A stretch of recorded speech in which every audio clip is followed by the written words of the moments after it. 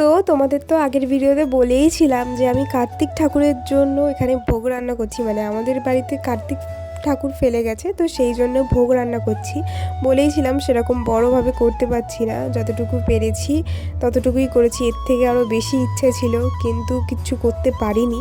তো শেষমেশ রান্নাবান্না শেষ করে আমি চলে যাচ্ছিলাম সব কিছু নিয়ে উপরে। আর সত্যি বলতে খুবই টেনশন হচ্ছিলো, আমি আগের ভিডিওতেও বলেছি খুবই টেনশন হচ্ছিলো রান্নাবান্না নিয়ে।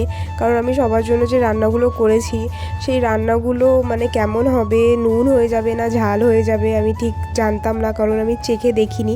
ভোগের রান্না তো আর চেখে দেখতে নেই না। তো এখানে সব কিছু সাজানোর জন্য এখানে রেডি করছিলাম। আর এখানে কিন্তু আমার বড়মশাই চকলেটস আরও যেগুলো লাগে সেগুলো নিয়ে চলে এসছে। আর এখানে আমি ফলগুলো কেটে নিচ্ছিলাম সুন্দরভাবে পরিষ্কার করে। ফলগুলো কেটে নিয়ে আর এখানে ঠাকুরের জায়গাটি কিন্তু খুব সুন্দরভাবে সাজানো হয়েছে। এখনও কিন্তু অনেকটাই বাকি আছে গলায় মালা আরও দিতে। আর সত্যি বলতে কার্তিক ঠাকুরের কাছে লাইটের দিক থেকে, আলপনার দিক থেকে, সাজানোর দিক থেকে আমি কিচ্ছু করিনি, সব আমার ননদ আর আমার বরমশাই মিলে করেছে, আমি কিচ্ছু করিনি।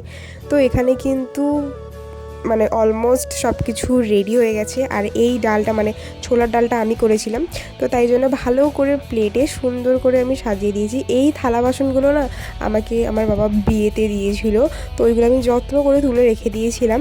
তো এখন ঠাকুরের জন্য একদম পারফেক্ট কাজে লেগে যাচ্ছে।